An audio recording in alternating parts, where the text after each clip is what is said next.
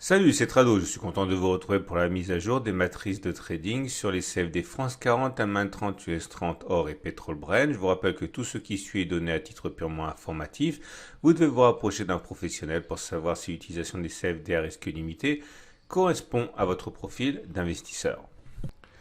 Donc on va commencer par le graphe du France 40, l'équivalent CFD du CAC 40. On est en données journalières ici, chaque bougie correspond à une journée de cotation. Et comme vous pouvez le constater, nous sommes au pied d'une résistance comprise entre 4569 et 4553 et un support immédiat à 4134, 4108. Ce sont des zones qu'il faut maintenant prendre en considération en regardant les unités de temps inférieures. On retrouve les zones par transparence. Première des choses à constater, c'est qu'on est au-dessus de la moyenne mobile à 50 périodes qui monte et au-dessus de la moyenne mobile à 20 périodes qui ne monte pas. Globalement, cela signifie que la tendance est plutôt haussière, mais elle perd de sa dynamique à court terme. Ceux qui veulent se mettre dans le sens de la hausse ont plusieurs solutions. Soit on attend effectivement que l'on réussisse à passer au-dessus de la zone mentionnée des 4569-4533. Certains qui envisagent de rentrer haussier pourraient éventuellement être tentés par cette zone de support ici, qui est comprise entre 4400 à peu près et 4419. C'est une zone de support car c'est une zone de résistance qui a été franchie. Elle a donc théoriquement changé de polarité en devenant une zone de support. Et donc à partir de là, si un signe de retournement apparaît, il y a fort à penser, à parier que des traders entreront sur cette zone ici. Maintenant, si vous avez plutôt un biais baissier, première solution, espérer que cette zone des 4553, 4569 déjà mentionnée joue un rôle de résistance. Donc si on a un signal baissier sur cette zone du point de vue des chandeliers japonais ou du point de vue de l'analyse technique, il est sans doute probable que des traders tenteront de saisir la balle au bon. Autre solution, attendre que l'on casse ce support ici. Okay. Ce support qui est établi entre 4315 et 4331, c'était un support important. S'il est cassé et en cas de confirmation, des traders sans doute tenteront de saisir la balle au bon pour tenter un trade baissier. On regarde le consensus client CMC Markets pour le France 40 et à l'heure actuelle, il est plutôt à l'achat avec 74% de position acheteuse. On passe maintenant à l'Allemagne 30, l'équivalent CFD du DAX, et on voit que là aussi nous sommes au pied d'une résistance, celle des 10 811, 10 748, zone très importante ici qui a bloqué les cours tout au long de la semaine dernière, et nous avons un support immédiat ici à 10 118, 9 802, zone de résistance qui a été franchie et qui a donc théoriquement changé de polarité en devenant support.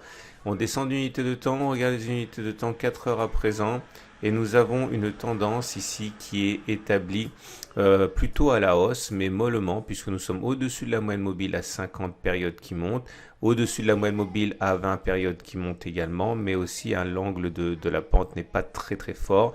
On va dire qu'on est plutôt en tendance haussière. Ceux qui envisagent d'attaquer l'Allemagne 30 à la hausse, soit attendre que l'on franchisse avec un signal, donc les 10 811, 10 748, soit éventuellement que l'on revienne sur une zone de support. Alors sur les données de temps 4 heures, nous avons un support ici qui pourrait être mis à profit par les traders haussiers, sa zone comprise entre 10 400 et 10 450, zone de résistance qui a été cassée, qui a donc changé de polarité théoriquement.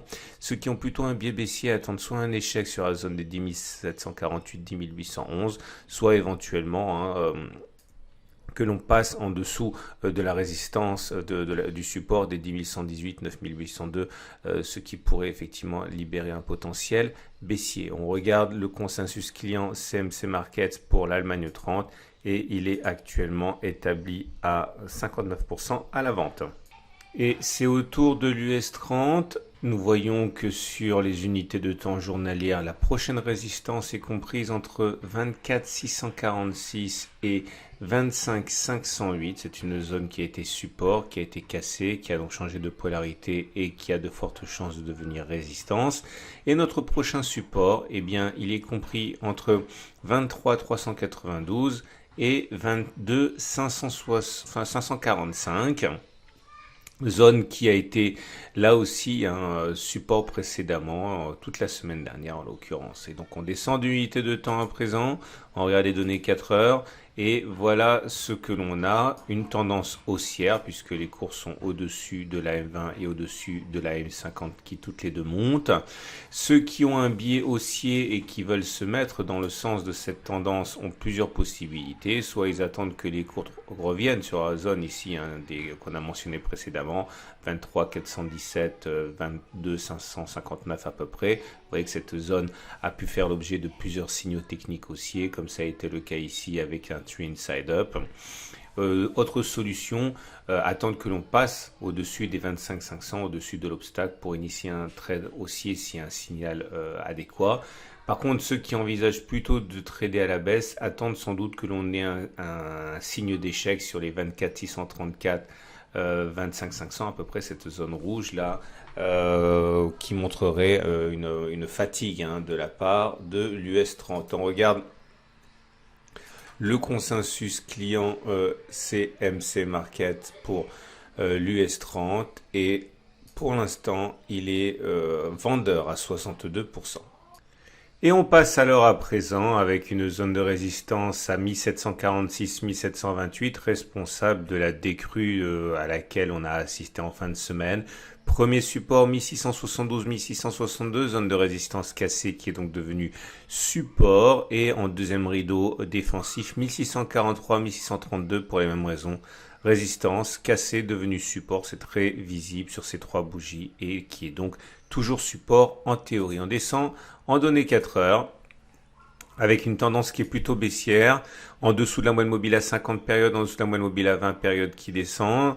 Nous sommes donc dans une situation où ceux qui veulent se mettre en situation de trade baissier attendent des opportunités, sans doute en cas de cassure de la zone des 1662, 1672.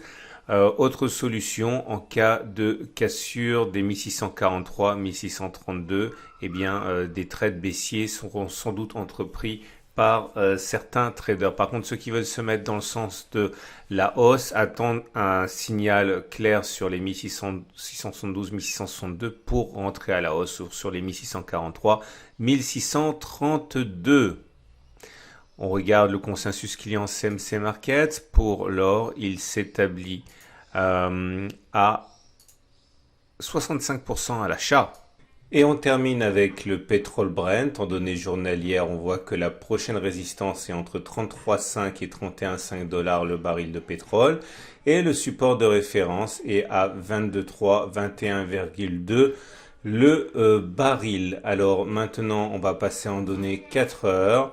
Et voilà où nous en sommes, une tendance qui est globalement baissière. Nous sommes en dessous de la moyenne mobile à 50 périodes et en dessous de la moyenne mobile à 20 périodes qui toutes deux descendent. Ceux qui veulent spéculer à la baisse attendent sans doute soit que l'on casse ce support qui est établi entre 25,22 et 25,40.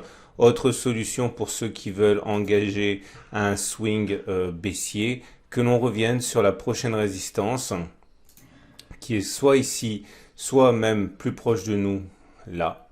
On voit que c'est une zone qui a bloqué les cours. Donc un signe d'affaiblissement sur les 26,58, 26,98 ou alors sur les 28,24, 28,56 pourrait être mis à profit par les traders baissiers en cas de bougie montrant l'incapacité des haussiers à prendre la main. Par contre, ceux qui veulent plutôt se mettre dans le sens de l'achat attendent sans doute que l'on revienne sur les 22,3, 21,2 avec un signal acheteur, comme ce fut une side up ici ou un avalement haussier, ou alors peut-être que l'on passe au-dessus de la résistance ici établie entre 33,5 31,5.